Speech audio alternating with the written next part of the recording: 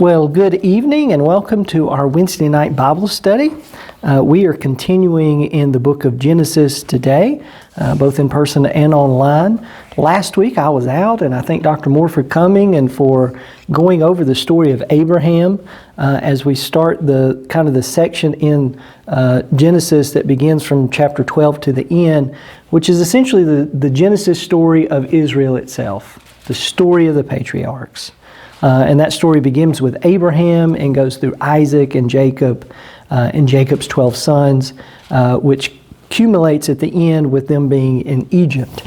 So last week, Dr. Moore, just to kind of give a brief overview of the Abraham story since we weren't able to record it, it begins the story and we ask the question, what is God going to do after the world is continually tearing itself from God's purposes in the world? God is covenanted to God's self that He would not destroy it, but there needs to be something to happen. And what we hear to begin with in chapter 12 is a call and a promise of Abraham, which was Abram first, and he calls him out to be the father of a great nation, and that's out of a situation where him and his wife are barren. And the story of Abraham is a story of one that is both of faith and constantly jeopardizing the situation to which God's called. The stories of Abraham endangering the promise of God last week come out of two different stories in chapter 12 and chapter 20 of Genesis. In both of those stories, Abraham jeopardized the future by passing his wife off as his sister. Each of these give an opportunity for the promise of God not to be fulfilled based on human lack of faith and lack of ability to continue the promises made. Also within those stories, and we'll see it again when we get to the story of Isaac and the story of Jacob, because God has said, I will bless those who bless you and curse those who curse you. Even when the ancestors, Abraham, Isaac, and Jacob, do good things or bad things, it doesn't matter what their actions are, when other people react to them, it can often lead to putting other people in jeopardy too. And within both of those stories, they put other people in jeopardy. And we'll see that as well. So part of the story is how do we see God's people sometimes, even when they've been told that they are blessed by God, but when they take those blessings into situations where the blessing can harm other people. You heard last week from Dr. Moore about the first covenant with Abraham, heard the story of Abraham and Sarah's inability to conceive, and Sarah's idea of using her handmaiden Hagar, and he has a child, Ishmael. And from the moment Ishmael is born, his life takes a very drastic turn. He is resented. And one of the stories we'll pick up in the continuing story of the patriarch family is how oftentimes within the story of children and legacy and future and promise, how this resentment builds up. We'll see this between the story of Rachel and Leah.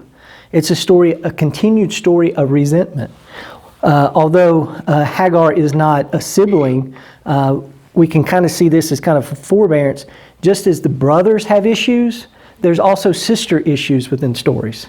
And how conflict just kind of continually breeds itself when oftentimes we go against the will of God in our lives, either for selfish reasons or for other reasons.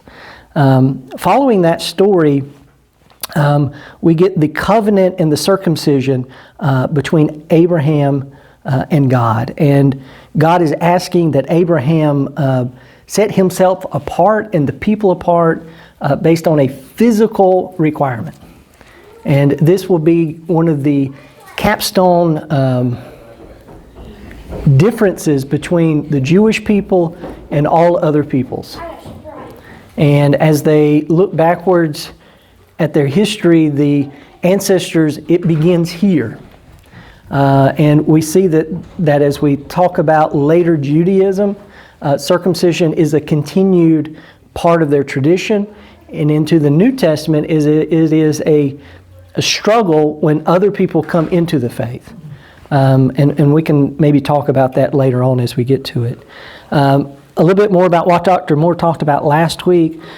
One of the great stories in Genesis is Genesis 18, 1 through 15. The Lord visits Abraham and Sarah.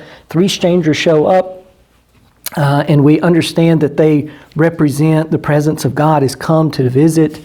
There's this great image of hospitality within the story. And as the men are talking,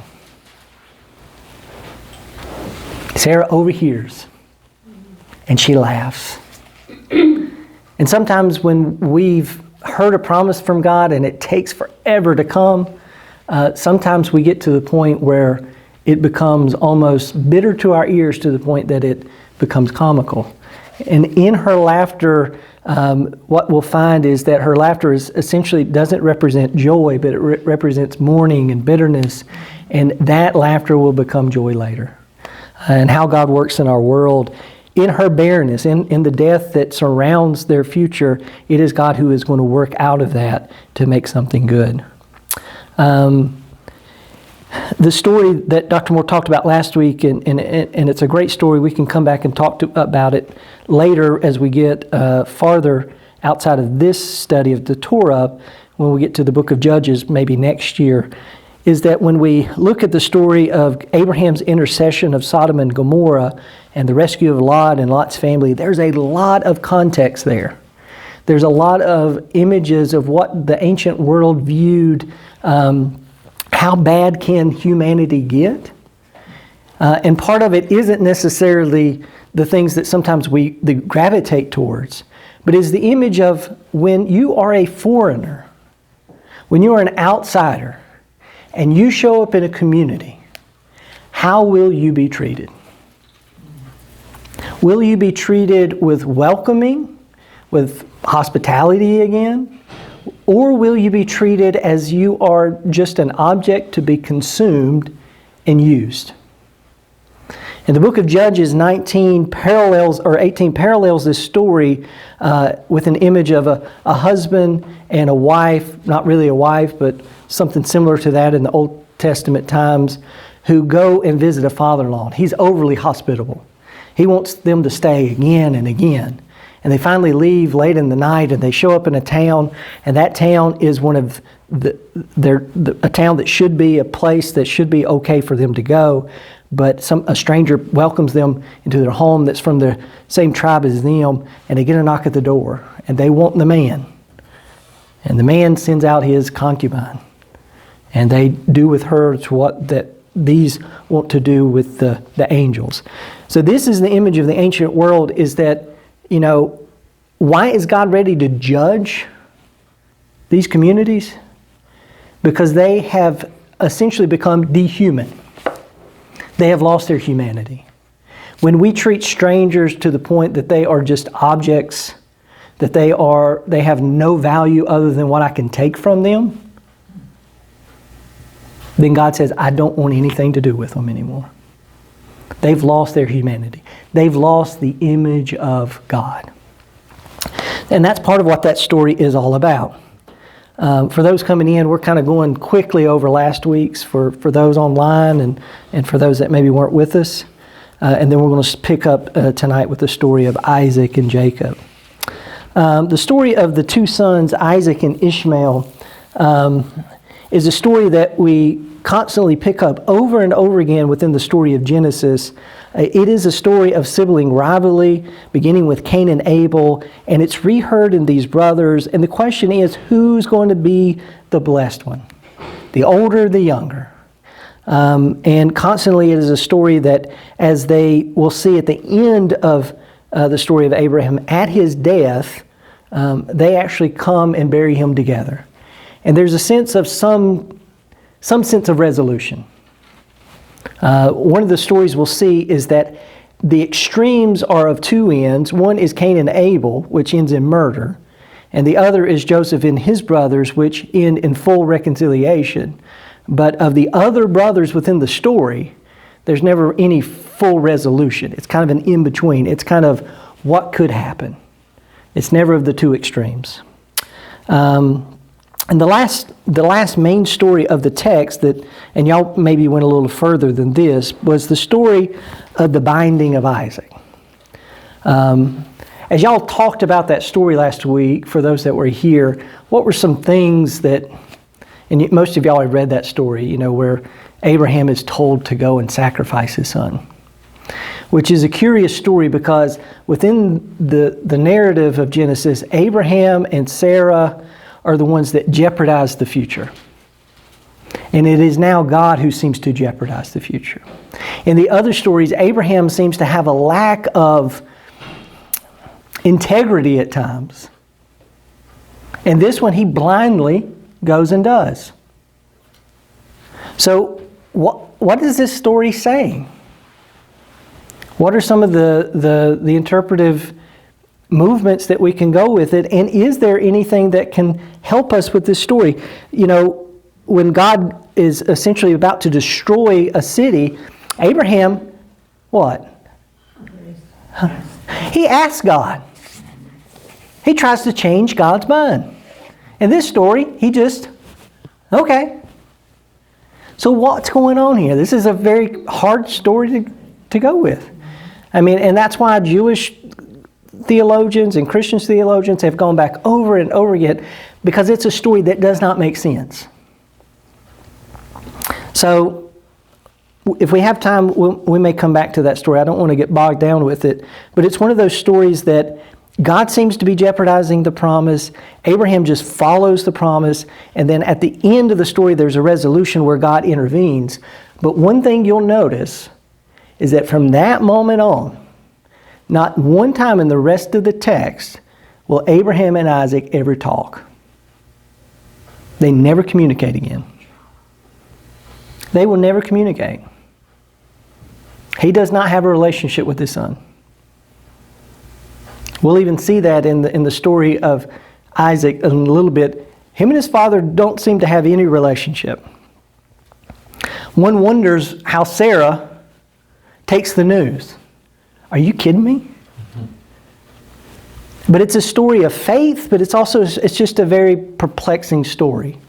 And we can try to come up with a good answer. Some commentaries and some theologians would say this is for the Hebrew people the moment where the understanding is God will not require child sacrifice. In the ancient world, especially in Canaanite religions that surround the Hebrew people, it was not uncommon that you sacrifice children to the gods. The question would be, if you needed your harvest to grow, or you needed a blessing from the gods, what is the most precious thing you have? It is your future. It is your children. So you would offer a sacrifice of your children. So part of the story might be is that this is a story that no matter what you think you should do, God will not require you to do that. But it still doesn't explain everything. There's still not an explanation within the text. And part of that for us as people of faith is to read that story over and over again and understand that this relationship God's called us to, especially through the Hebrew people, is one that oftentimes the mystery of God is beyond our knowing. That is a nutshell of the Abraham story that Dr. Moore did last week. We'll talk a little bit more about the death of Abraham in a minute. But what questions do you have about the Abraham story? Dr. Moore, I think, went most of the time last week going through this. I didn't get to record it for him, but I'd like to answer any questions y'all may have. That's just it in a nutshell. I just had a thought, and this may be way crazy, but as we were going through the beginning of the Abraham and Sarah, when he kind of tells them to tell Egypt, the Pharaoh, that it's Sarah's his sister. Yeah. And everybody says, that's kind of, when Abraham did that, it was like, I don't know. But, so like, with Abraham, if he had not done that, and they had, taken his wife. It was just like, so Sarah's gone, and then, Sarah's back in the picture, and there's a 25-year period before she has, Isaac.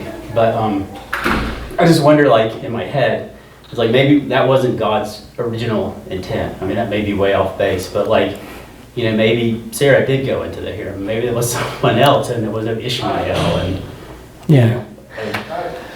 one of the things that's interesting is part of the times we read these stories, and we'll read another story similar to that in the Isaac narrative.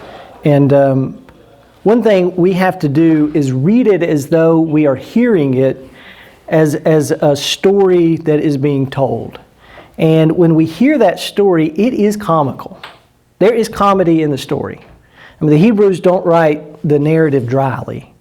It is, you can imagine the episode. You're waiting to hear it. You've heard it before. You're waiting to hear this episode where 2 times he does this within it. And it's probably 2 separate traditions that have been combined. And he's going to pass this woman off as his sister.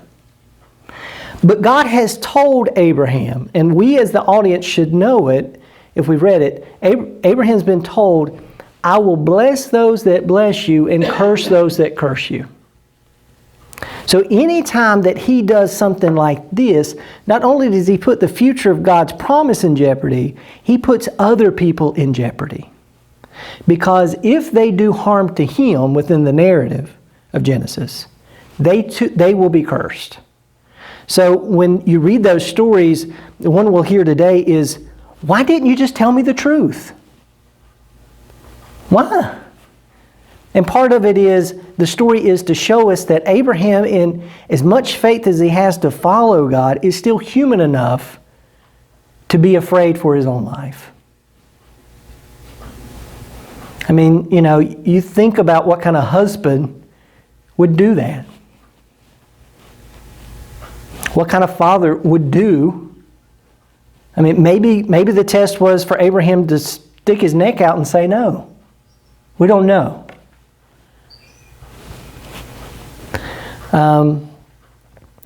But it is, all of these stories are stories that when we read them, and Israel is reading about their Genesis, these are the people that started us off. These are our patriarchs, our forefathers. Gosh, they look a lot like us. They were not perfect. They did some foolish things. And guess what? The apple doesn't fall too far from the tree. Because what we'll see within these stories, one of the fun ways of reading these stories is, I had a professor in one of my doctoral classes, we had to look at biblical stories through family systems theory.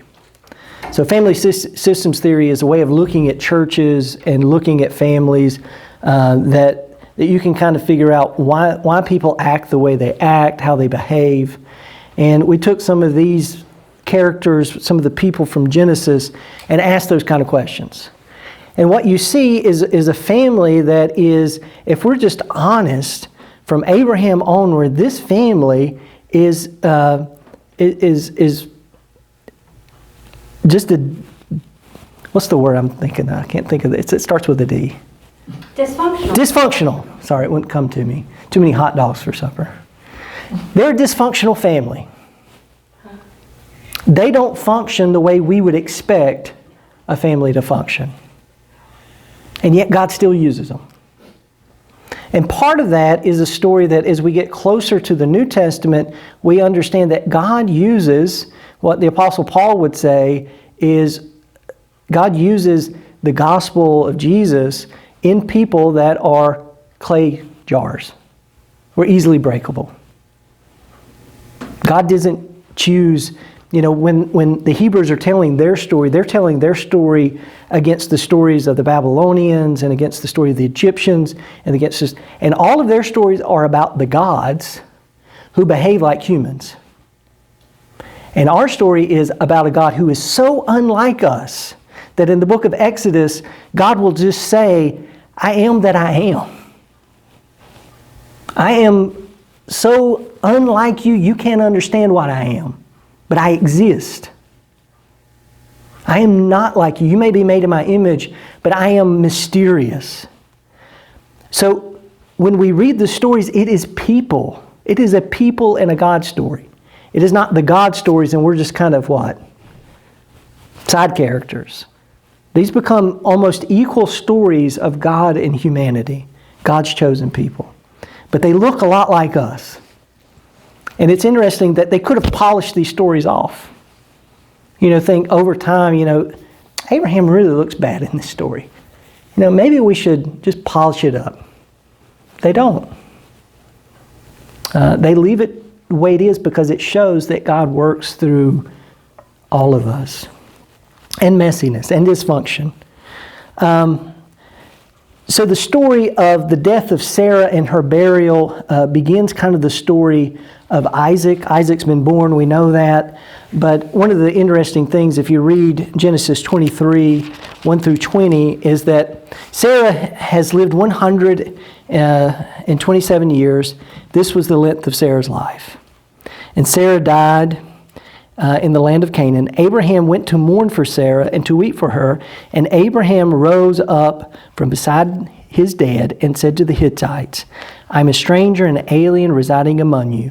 Give me property among you for burying place, so that I may bury my dead out of my sight. So here's one thing we have to understand as we read the story of Abraham and Isaac and Jacob. These people are nomadic people. They've been promised a future nation and a land, but guess what? They don't own any land.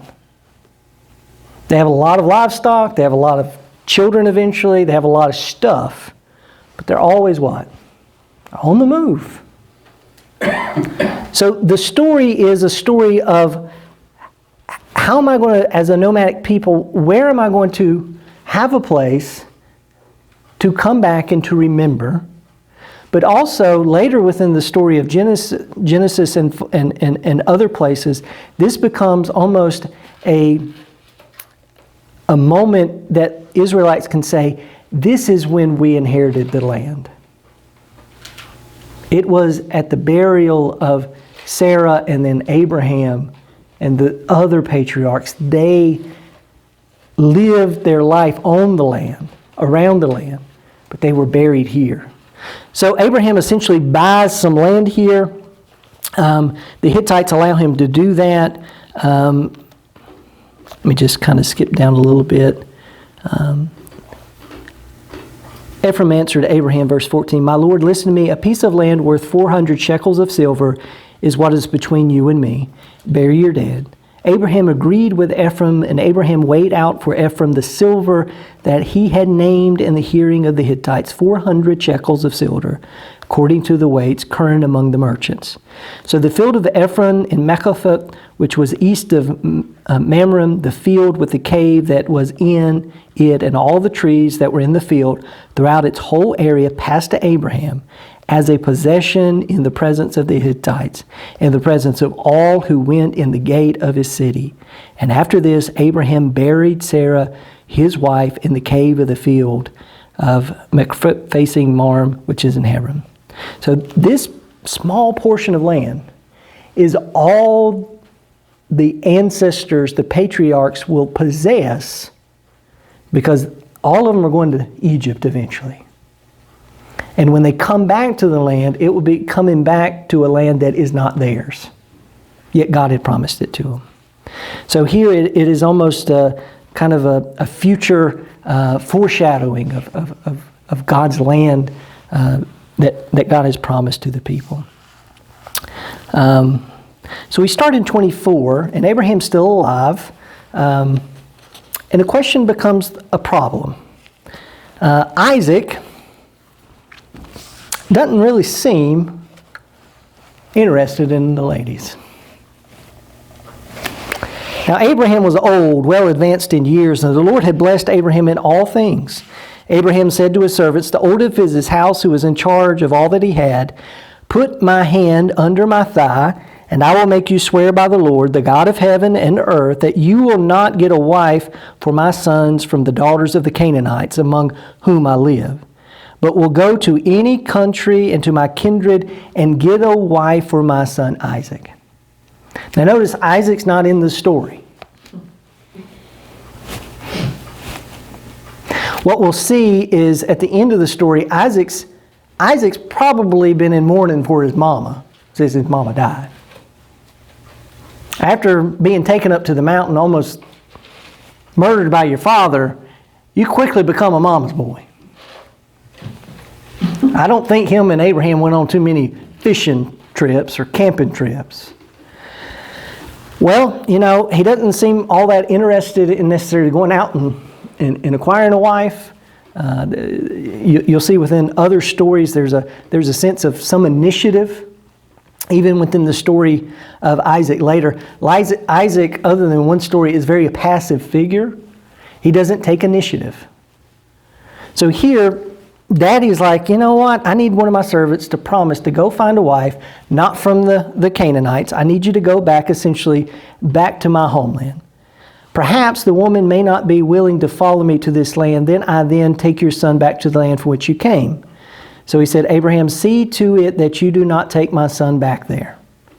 The Lord, the God of heaven, who took me from my father's house and from the land of my birth, who spoke to me and swore to me, to your offspring I will give you this land. He will send his angel before you, and you will take a wife for my son from there. But if the woman is not willing to follow you, then you will be free from this oath of mine. Only you must not take my son back there. So the servant put his hand under the thigh of Abraham, his master, swore to him concerning the matter. Then the servant took 10 of his master's camels, departed, taking all kinds of choice gifts for the master, and he set off and went to Arman-Naharman, to the city of Nahor. He made camels kneel down outside the city by the well of water. It was towards the evening, and the time when the women go out to draw water.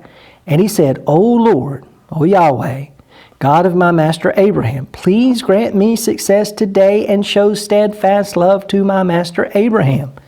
I am standing here by the spring of the water, and of the daughters of the townspeople are coming to draw water. Let the girl to whom I will say, please offer your jar that I may drink, and who shall say, drink, and I will water your camels. Let her be the one you have appointed for your servant Isaac. But this I shall know, that you have shown steadfast love to my master. So before he'd finished speaking, there was Rebekah, who was born Bethuel, son of Milcah. The girl was very fair to look upon, a virgin, whom no man had known. She went down to the spring, filled her jar, and came up. And the servant ran to meet her. He says what he's asked to say. She says the right things. The man gazed at her in silence to learn whether or not the Lord had made his journey successful. When the camels had finished drinking, the man took a gold nose ring weighing half a shekel, 2 bracelets for her arm weighing 10 gold shekels, and said, tell me whose daughter you are. Is there room in your father's house for us to spend the night? She said to him, I am the daughter. We have plenty of straw and fodder and a place to spend the night. The man bowed his head and worshiped the Lord and said, blessed be the Lord, blessed be Yahweh, the God of my master. And he goes to the house. Then the girl runs and tells her household about everything. Rebekah had a brother whose name was Laban. We'll find Laban later. Laban ran out to the man to the spring as soon as he had seen the nose rings and the bracelets on his sister's arms. When he had heard the words of his sister, thus the man spoke to me. And he went to the man, and there he was standing. Come in, O blessed be the Lord. Why do you stand outside? So the man came to the house, and Laban unloaded the camels, gave him straw, fodder, and camels, and water, and the food was set before him. So we see a lot of hospitality within the story, and we don't have time to go through all of it. Go back and read it. Everything that the man has asked comes true. Rebekah, there's a little bit of give and take here, but Rebekah eventually goes with him, and as she's journeying in,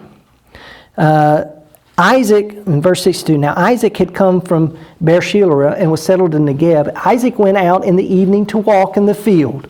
And looking up, he saw camels coming. And Rebekah looked up, and when she saw Isaac, she slipped quickly from the camel and said to the servant, who is the man over there walking in the field to meet us? And the servant said, it is my master. So she took her veil and covered herself. And the servant told Isaac all the things he had done. Then Isaac brought her into his mother Sarah's tent. Do you notice that? He's missing his mama. He's found a replacement mama. And that's the comedy part of the story. We don't get it because we read it flat. Let's just be honest, we know people that they go from mama to wife, and there's not a whole lot of transition in how they want to be treated and petted and taken care of and everything done for them. We know people like that. At least I do. This is the story of Isaac. She takes initiative within the story. He took Rebekah, she became his wife, and he loved her. So Isaac was comforted after his mother's death. Not one part of the story, if you read all of it, do Abraham and Isaac ever talk. It is not Isaac that takes any initiative in the story. It is Abraham, a servant, Rebekah, Laban. Isaac just receives a wife. We read later that in 25, Abraham takes another wife. You see some of the other children that are born to him. We see that his life was long. We also see the lineage, the genealogy of Ishmael. Verse 19, we get a little bit of some of what we'll hear later from Isaac. Let's see. In 25, let's see, verses 7 through 10, we get the death of Abraham. His life was 175 years. He breathed his last and died in a good old age, a man full of years, and he was gathered to his people. And we see here his sons Isaac and Ishmael buried him in the cave, the same cave of their mother, Isaac's mother, and there Abraham was buried with his wife Sarah. And Isaac settled in Beer Lahai Roi. And then we have the descendants of Ishmael, and then the descendants of Isaac. And we start the Isaac narrative really here. And we get the question, okay, we've had the father, we've got the son. What is the next generation going to look like? Will they do better? So if you want to know what dysfunctional families look like, this is a good one. These are descendants of Isaac, Abraham's sons. Abraham was the father of Isaac. Isaac was 40 years old when he married Rebekah. He was old. Yeah. Yeah. Daughter of Bethuel, Armon. Isaac prayed to the Lord for his wife because she was barren. So the apple isn't far from the tree. They've been married a while. They've tried to have a child. She's not had children. She's barren. This is another story where the future is up in arms. Will God do what God did with Sarah? The Lord granted his prayer, and his wife Rebekah conceived. The children struggled together within her. And she said, if it is this to be this way, why do I live? So she went to inquire of the Lord, and the Lord said to her, 2 nations are in your womb, and 2 peoples born of you shall be divided. The one shall be stronger than the other, and the elder shall serve the younger. So notice who God speaks to within the narrative. Again, Isaac's passive. It is Rebekah. Rebekah knows that which Isaac doesn't seem to know. And she has been told what is to be, and she makes sure that it happens. Which is, again, when we read the story of Genesis, it is always the second born or the last born or later born that becomes the one that the older serve, which is very opposite of the culture of the Hebrew people at that time. When her time was to give birth was at hand, there were twins in her womb. The first came out red. All his body was like a hairy man, so they called him Esau. Now, one of the things we'll see about Esau will represent the wild man, the untamed man. And Jacob's going to represent the refined man, where Esau's out hunting, Jacob's home cooking. Afterward, his brother came out with his hand gripping Esau's heel, so he was named Jacob. He's already, as he is coming out of the womb, already trying to usurp his brother's claim to being born first. Isaac was 60 years old when she bore them. When the boys grew up, so we get a story about the children as they're younger. When the boys grew up, Esau was a skillful hunter, a man of the field, while Jacob was a quiet man living in tents. Isaac loved Esau because he was fond of game. But Rebekah loved Jacob. So Esau feels a need for Isaac. What's that need? Food. He gives me meat. I love meat. I love him. Jacob stays around the tents. He's what? Always with his mama. Two extremes of children. We get extremes in these personalities. So as the boys are growing up, there was once when Jacob was cooking a stew. So we can imagine them, we don't know how old they are, but we can imagine them kind of younger. Maybe George's age. You can just kind of imagine this. And Jacob is cooking a stew, and Esau comes in from the field, and he's been out hunting, he hadn't had any luck, whatever. He's famished. One of the things we'll see about Esau, because he's out in the wild, his appetites are what rule him. He doesn't have a lot of this. So he comes in from the field, he's hungry, and Esau said to Jacob, "Let me eat some of that red stuff, for I'm famished." And Jacob said, "First, sell me your birthright." Now you can imagine, a story where you got two kids and one's hungry, the other's like, "Sell me your soul."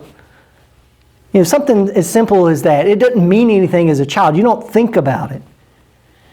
Well, he's not very smart. He's thinking in the moment, "Sell me your birthright." Okay, whatever, just give me some of that stew. So he gives him the stew. He says, "I'm about to die. Of what use is my birthright?" Jacob said, "Swear to me first." So he swore to him and sold his birthright to Jacob. Then Jacob gave Esau bread and lentil stew, and he ate and drank and rose and went his way. Thus Esau despised his birthright. So here it is, now I get your birthright in that I'm number one. And we came out about the same time, just give it to me. But you can kind of see already within the narrative, before we get a larger picture of them, is that Jacob is a trickster. Jacob is willing to do whatever it takes to get what he wants. Jacob preys on his dim-witted brother. Just because he's not that smart doesn't mean that he's not a person. So Jacob, beginning within the narrative, we were introduced to him from his birth as they grew up, is that Jacob, so far when we're reading the story, it's like, I just don't know how I feel about him. It's comedic, but it is also, there's a lot of sadness and pity and pathos within the story of these two brothers. There's an interlude about Isaac from chapter 26, and this story is a story that is similar to the story of Abraham and his wife, Sarah. Now there was famine in the land besides the former famine that had occurred in the days of Abraham. And Isaac went to Gur to the king of Amalek of the Philistines. And the Lord appeared to Isaac and said, "Do not go down to Egypt, settle in that land, and I will show you. Reside in the land as an alien, and I will be with you, and I will bless you. For to you and your descendants I will give all this land, and I will fulfill the oath that I swore to your father Abraham. I'll make you offspring as numerous as the stars of heaven. I will give to your offspring all these lands, and to the nations of the earth," and so on and so on. "But just keep my commandments, my statutes, and my laws." So Isaac settled in Gur, and then the men of the place asked him about his wife. And he said, "She's my sister." For he was afraid to say "my wife," thinking, or else the men of the place might kill him for the sake of Rebekah, because she is attractive in appearance. When Isaac had been there a long time, King Amalek of the Philistines looked out the window and saw him fondling his wife Rebekah. So Amalek called for Isaac and said, so she is your wife. Why didn't you say she's your sister? And Isaac said to him, because I thought I might die because of her. And Amalek said, what is this you have done to us? One of the people might easily have lain with your wife, and you would have brought guilt upon us. So Amalek warned all the people, saying, whoever touches this man or his wife shall be put to death. Isaac sowed seed in the land, and in the same year reaped a fold. Later on, and Amalek said to as he continues to build possessions and flocks, the people around him, because God continues to bless him, they become envious. And King Amalek essentially says, you got to go. You can't stay here and do this well. So Isaac departed from there and camped in the valley of Greer and settled there. And his wealth continues to go. And you can finish that story. But it's a story where, in many ways, Isaac follows in the footsteps of Abraham, and in doing so, he continues to put the promise in jeopardy, but also puts other people in jeopardy because of it.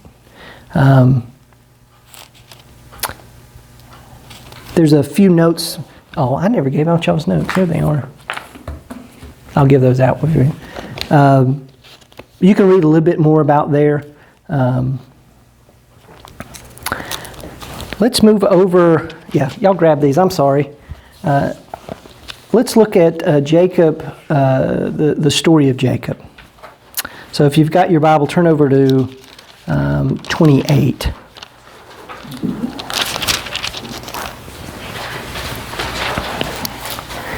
Do y'all have any questions about Isaac? That's him in a nutshell. Sounds pretty passive to me. I mean, he does not take a whole lot of initiative within the story. And we'll see that again in chapter 28 and following.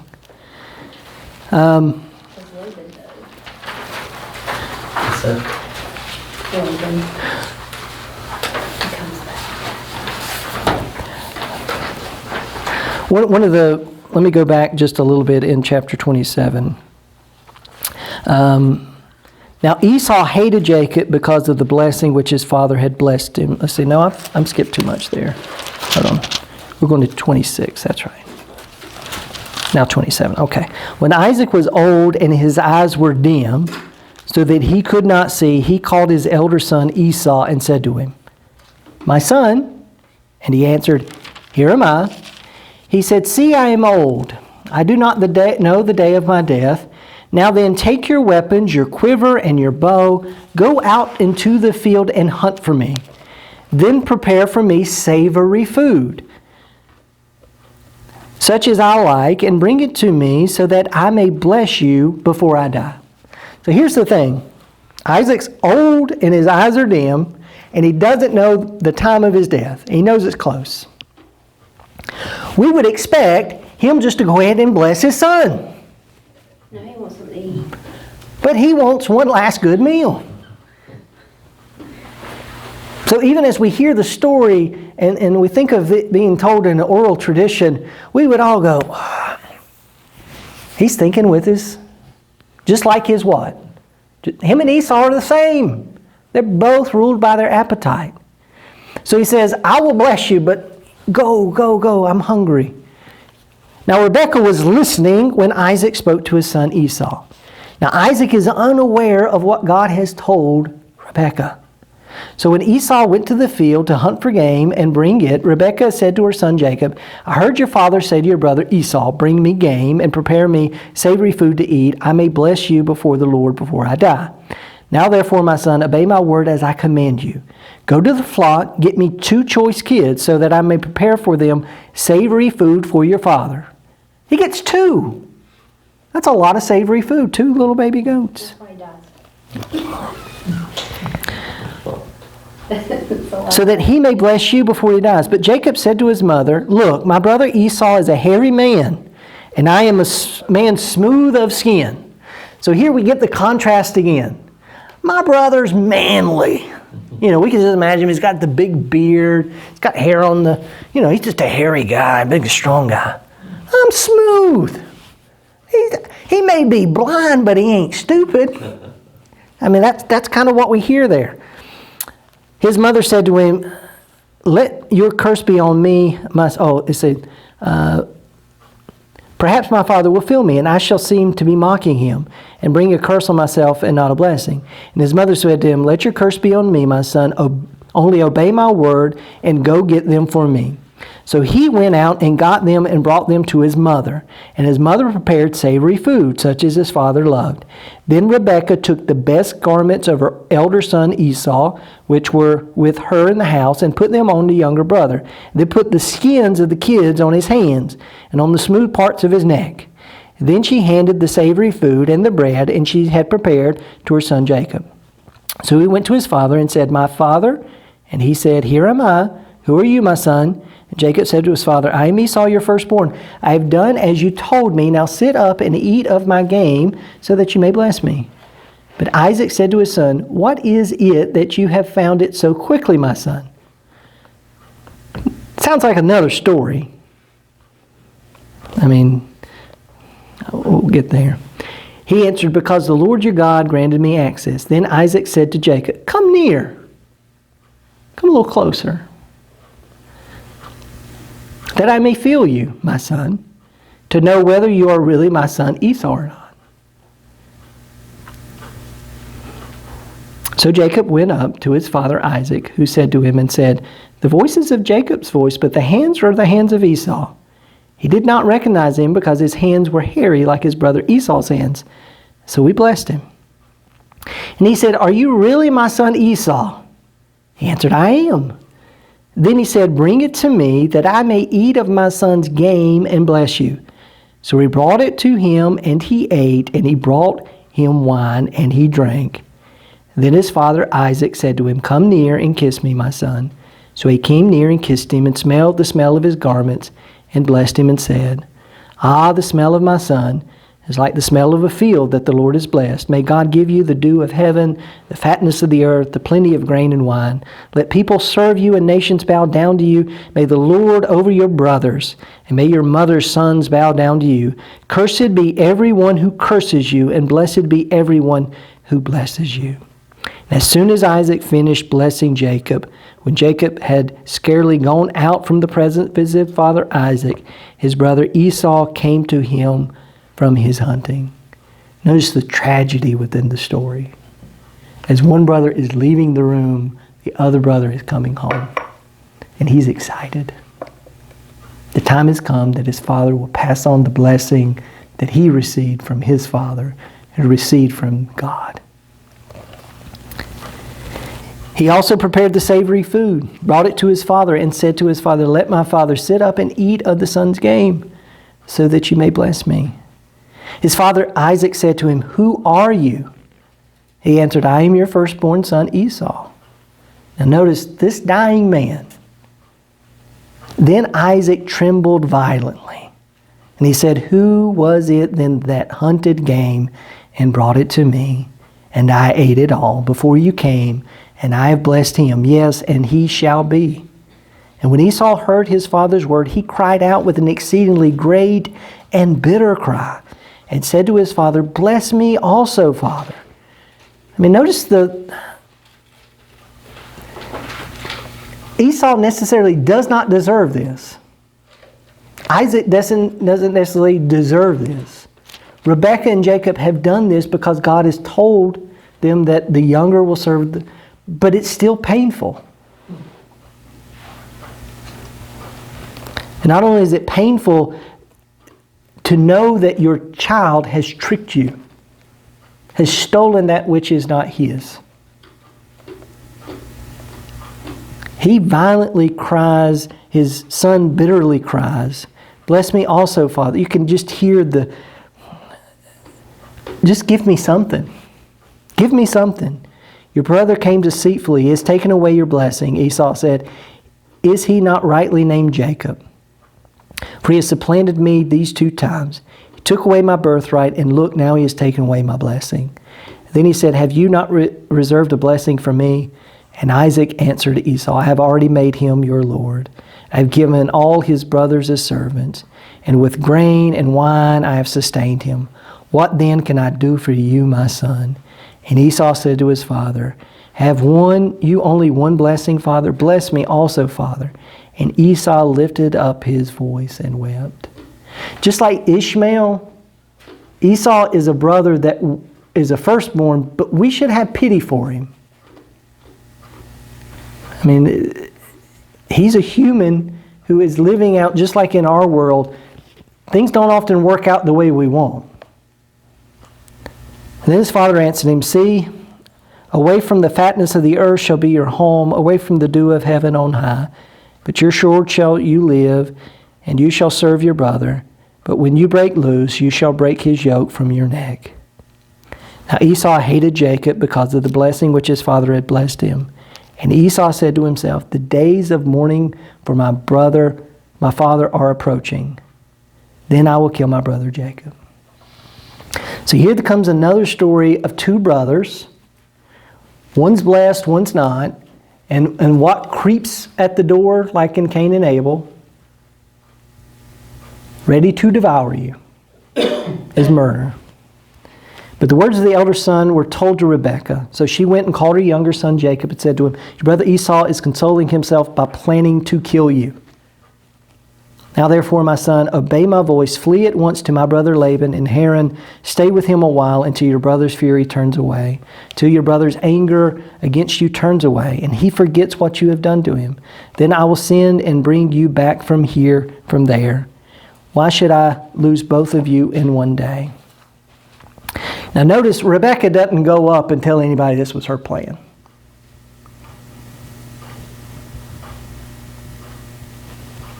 Then Rebekah said to Isaac, I am weary of my life because of the Hittite women. So it's almost a transition here. If Jacob marries one of the Hittite women such as these, so these are probably the wives of Esau, what good will my life be to me? Then Isaac called Jacob and blessed him and charged him, You shall not marry one of the Canaanite women. Go at once to Paradon, to the house of Bethuel, your mother's father, and take a wife from there, one of the daughters of Laban, your mother's brother. May God Almighty bless you and make you fruitful and numerous, and you may become a company of people. May He give to you the blessing of Abraham, to you and to your offspring with you, so that you may take possession of the land where you now live as an alien, the land of God gave to Abraham. Thus Isaac sent Jacob away. They went to Paddan, to Laban, son of Bethuel, of Armon, the brother of Rebekah, Jacob and Esau's mother.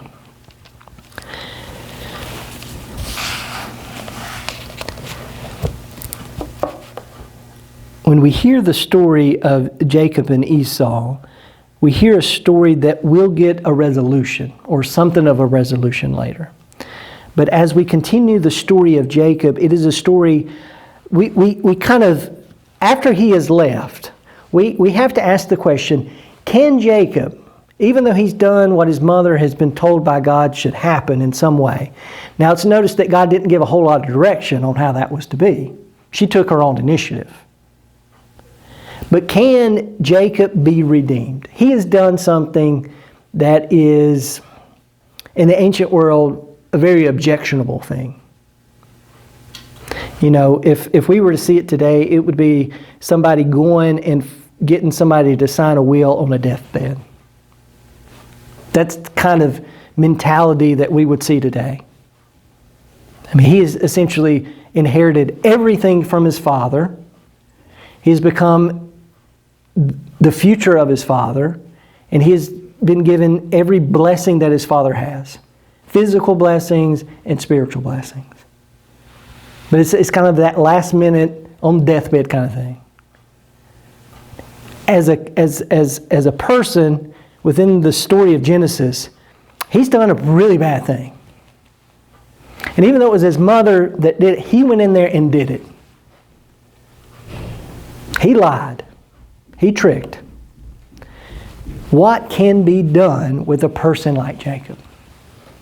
How is God going to use this kind of person?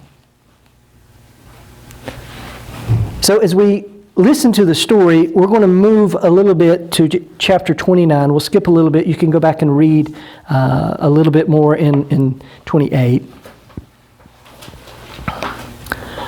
Well, let me stop. Yeah, I got to do the dream. Yeah. So Jacob has left, and on his way, Jacob left Beersheba and went to Haran. And he came to a certain place and stayed there for the night because the sun had set. Taking one of the stones of the place, he put it under his head and lay down in that place. And he dreamed that there was a ladder set up on the earth, and the top of it reaching to heaven. And the angels of God were ascending and descending on it. And the Lord, Yahweh, stood beside him and said, I am the Lord, the God of Abraham, your father, and the God of Isaac. The land on which you lie I will give to you and to your offspring. To your offspring shall be like the dust of the earth, and you shall spread abroad to the west and to the east, to the north and to the south. And all the families of the earth shall be blessed in you and your offspring. Know that I am with you. I will keep you wherever you go. I will bring you back to this land, for I will not leave you until I have done what I have promised. Then Jacob woke from his sleep and surely said, Yahweh, the Lord is in this place, and I did not know it. And he was afraid and said, how awesome is this place? This is none other than the house of God, and this is the gate of heaven. So Jacob rose early in the morning. He took the stone that he had put under his head and set it up as a pillar and poured oil on top of it. He called that place Bethel. He'll come back to Bethel. But the name of the city was Luz at first. Then Jacob made a vow, saying, if God will be with me and will keep me in this way that I go, I will give my bread to eat and my clothing to wear, so that I may come again to my father's house in peace, and that the Lord shall be my God. And this stone which I have set up for the pillar shall be God's house, and all that you give me I will surely give 1/10 to you. So Jacob has this experience where not only has his father blessed him, but now he's received the same blessing from Yahweh and is given assurance that everything's going to be all right.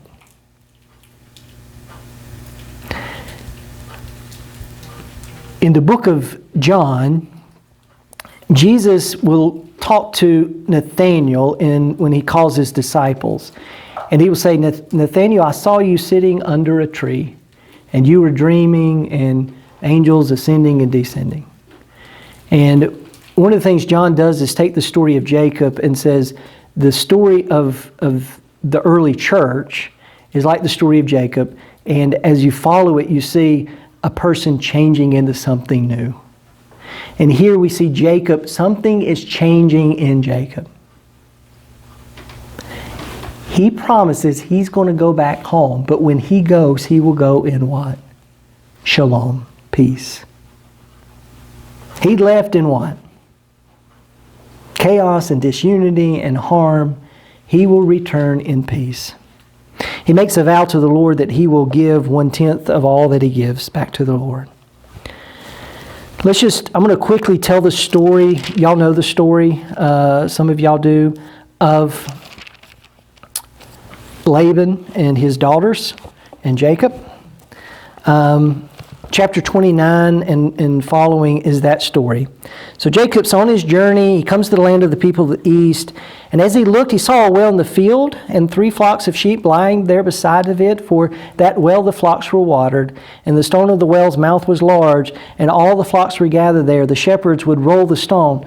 Very similar story to what? His father sending a servant out to find somebody. Jacob said to the people there, my brothers, where do you come from? And he said, we are from Haran. He said, you know Laban, son of Nahor. And they said, we do. It is well with him. Yes, they replied, and here is his daughter Rachel coming with the sheep.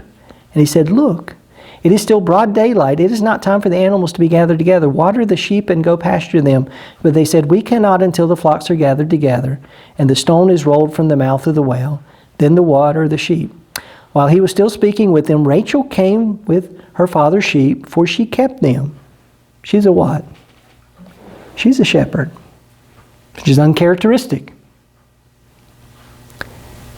Just think, Jacob's lived in the tent, cooking, and his wife's what? Out in the field, opposite your tract. Now when Jacob saw Rachel, the daughter of his mother's brother Laban, and the sheep of his mother's brother Laban, Jacob went up, rolled the stone from the well's mouth, and watered the flock of his mother's brother Laban. And Jacob kissed Rachel, and he wept aloud. I'm just going to be honest with you. First time you meet somebody, and you kiss them and start crying, he might think it's romantic. I don't know how she feels about it. Mama's wet. Yeah, she looks like his mama, I'm sure. Jacob told Laban all these, and Jacob told Rachel that he was his father's kinsman and that he was Rebekah's son, and she ran and told her father. Now Laban's not a very trustworthy person. He's a trickster too. What's good for the goose is good for the gander. They're a family of tricksters. When Laban heard the news about his sister's son Jacob, he ran to meet him, he embraced him, he kissed him, and he brought him to the house. And Jacob told Laban all these things. And Laban said, "Surely you are my bone and my flesh." And he stayed with him. He offers him hospitality. "Because you are my kinsman, should you therefore serve me for nothing? Tell me, what shall be your wages?" Now Laban had 2 daughters. The name of the elder was Leah, and the name of the younger was Rachel. Leah's eyes were lovely, and Rachel was graceful and beautiful. Jacob loved Rachel, so he said, "I will serve you 7 years for your younger daughter Rachel." Laban said, "It is better that I give her to you than I should give her to any other man. Stay with me." So Jacob served 7 years for Rachel, and they seemed to him but a few days because of the love he had for her. How wonderful. Wonderful. Love at first sight. I'll serve you if you could just give me the hand. And Laban's, he's getting some good work out of the guy. I mean, if he's out there working that hard and it's going like that, he's in love. Then Jacob said to Laban, "Give me my wife that I may go into her, for my time is complete." So Laban gathered together all the people of the place and made a feast. But that evening he took his daughter Leah and brought her to Jacob, and he went into her. Laban gave his maid Zilpah to his daughter Leah to be her maid. When morning came, it was Leah. So here, he's not old and dim of eyes, he's inebriated. He's been eating a lot and drinking a lot, and he wakes up the next day and looks over, and it's not Rachel. Just imagine that moment, but also to see within that moment, he is getting what his father got. Laban is selfish. He does this out of his own what? "What is this that you have done? Did I not serve you for Rachel? Why then have you deceived me?" Now notice within the narrative of this story, Leah is what? She didn't get, well, she begins to be passive. She starts off passive. She didn't get a choice. Not only she didn't get a choice, because of this action, he's now essentially married to her, but it's always going to be a marriage of what? Resentment. Not because of anything Leah did, but can you see how dysfunctional this just does? You wake up next to somebody, there's never a day you're going to wake up next to her and not refill that pain over and over again. He's never going to love her the way he loves Rachel. And everybody wants to what? Everybody wants to be loved.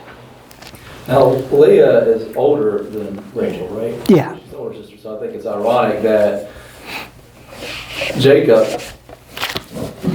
slyly took the place of his older brother Esau, and then He is older. flips. Yeah, it flips. And we also see there's a lot of mirroring within the text. Sarah and Hagar, now it'll be the reverse. Where the least loved wife has there's a lot of, and we'll see more complexity within the story as it goes on. Why have you deceived? Laban said, "This is not done in our country, given the younger daughter for the firstborn. Complete the week of this one, and we will give you the other also in return for serving me another 7 years." So you can just imagine Jacob's ready to leave. He's been with Laban long enough. I can only imagine Laban as kind of, you know, just a slick car salesman kind of guy. Just not somebody you want to be around all the time. Like, you know, he started off okay, but the longer you're with him, it's just like, Jacob did so, completed the week. Laban gave him his daughter Rachel as a wife. Laban gave him his maid Bilhah, his daughter Rachel, to be her maid. So Jacob went into Rachel also, and he loved Rachel more than Leah. And he served Laban for another 7 years. Then the Lord saw that Leah was unloved. So notice how God notices Hagar and Ishmael. Now he notices Leah. And he opened her womb, but Rachel was barren. Leah conceived and bore a son and named him Reuben, for she said, because the Lord has looked upon my affliction. Then she conceived and bore another son. Oh, and she says, now my husband will surely love me. And she thinks that I'm going to fulfill the promises that God has made. This will make him love me. You know, she just wants affection. She's willing to give. Because the Lord has heard that I am hated, he has given me his son, and I have named him Simeon. Again she conceived and bore a son. Now this time my husband will be joined to me, because I have borne him 3 sons, because I have named him Levi. She again bore a son and said, this time I will praise the Lord. And therefore she named him Judah, and she ceased bearing. When Rachel saw that she bore Jacob no children, she envied her sister, and said to Jacob, give me children, or I shall die. So within this, you know, neither of these women are happy.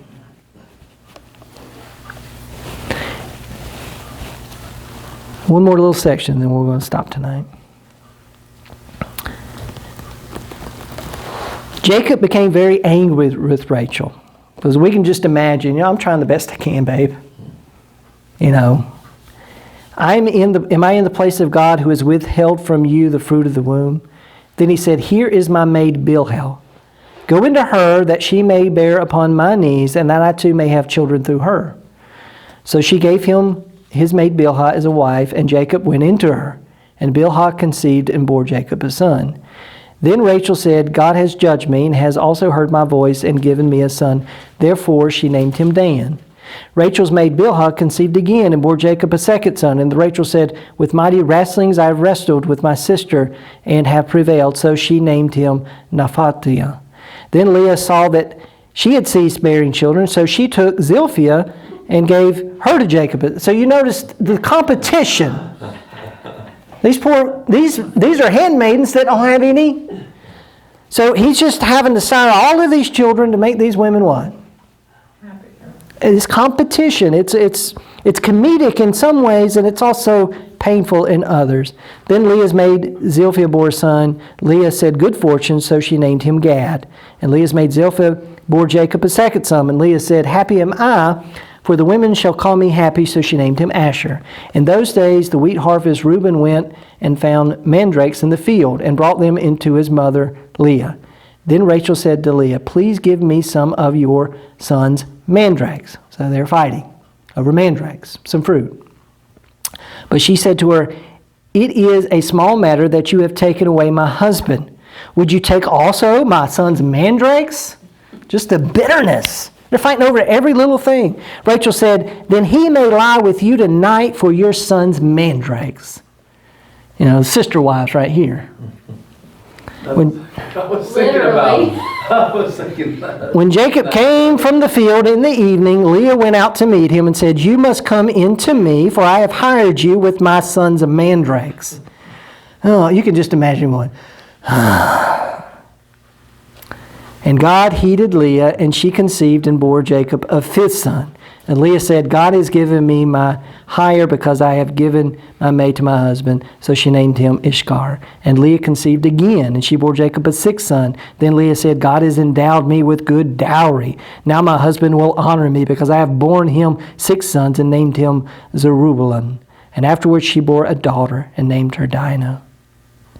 So all of this is happening, and nobody's happy. This blessing to which Jacob gets it doesn't mean a happy family, does it? We're going to stop there, and we'll pick up there next week as Rachel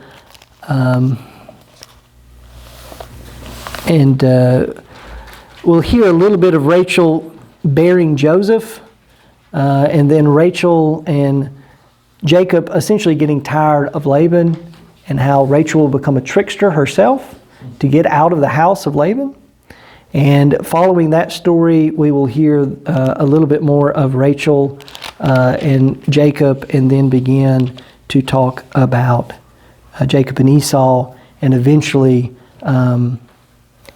the birth of Benjamin, the death of Rachel, and the story of Joseph. So one of the things I hope that you take away from Genesis is that Genesis begins with kind of this primeval history of the world. And part of that is to show that God has created this orderly, wonderful creation, and that humanity is constantly what? Messing it up. And even when God comes and calls a chosen people, guess what? They're still messing it up. Yet God continues to work through their mess to accomplish God's purposes of bringing the world back to right. And we'll pick up the story of the patriarchs next week. Any questions, comments? It said like God continues to work through the mess, but it gets more and more complicated for the people. You know, it's like like in all those stories, they took it upon themselves to initiate this plan. Yeah. And it always... And part of the reality is that there's a lot of ambiguity in the story. God says, I will bless you and I will give you a land. It doesn't give a clear plan on how that's going to happen. So the people take initiative to live that out. And sometimes it works out and sometimes it doesn't. And as we'll hear over and over again, part of the story of the way that God works in the world is God comes, God gives a vision of the way it's supposed to be, and then God has to come and re-liberate the people and re-give them the vision. And then come and re-liberate and give them a vision, because every time they get it, as soon as they get it, and as soon as they start to live it, it slips away from them. So the story, as we get from the story of Genesis to the Exodus story, as soon as people are freed from bondage, there's a point where Moses has to stand up and say, you brought these people out of Egypt, don't kill them. God's ready just to wipe. He's like, I'll start over with you, Moses. You can be the father of great nations. No. You've already done that. Let's keep it going. You don't have to start over. And sometimes we live in a world and we see all the mess. And sometimes, even within these stories, we see a mess, but then we see the beauty of what God's doing in the mess. And sometimes that's our lives. It's a messy life. And to see our stories embedded in some of these stories, there's not a family that doesn't have some of this. Hopefully it doesn't have all of it, but it doesn't have some of this. You know, and we look at people, whether they are the people that are in charge, their families are just as messy. I mean, we looked at a funeral before Elizabeth, but when her husband died, you had two brothers fighting. And guess what? It was the wives that caused some of the conflict. I mean, but that happens in my life too. It didn't just happen on that big stage. It can happen on all the stages. And that's part of the interesting part of the Genesis story is when Israel tells its story, it is a story about God, but it is a story about how God is using regular people. These aren't heroes. These aren't mighty warriors all the time. We get a few in Judges. But these are regular folk. Even the story, as we get to the story later, probably next year, we'll read the story of David. We read the story of other kings. We read the story of other people. They're just as messed up. I mean, most of them are fractured and faltered people. And God still works through them as He works through us. Let me close this in a word of prayer, and I'll turn off our recording, and we'll be dismissed. Gracious God, we thank you. God, we thank you for your word. God, we thank you for the story of a people long ago, a story that even today, heard freshly and newly, reveals to us more about who we are at times, and how the life of faith, the journey towards your promises and your will involves messiness and dysfunction and family, drama, heartache, joy and celebration, life and death, birth and funerals. Yet through every stage of that, you are actively working with us, in front of us at times, and behind the scenes. God, we pray that we will model more of the way of faith that seeks your guidance and seeks your will. But Lord, we thank you that even when we mess up, that you still work in us and through us for your goodness and your glory. Be with us as we continue to study. Be with those that couldn't be with us today in person. We pray all this in Christ's name. Amen.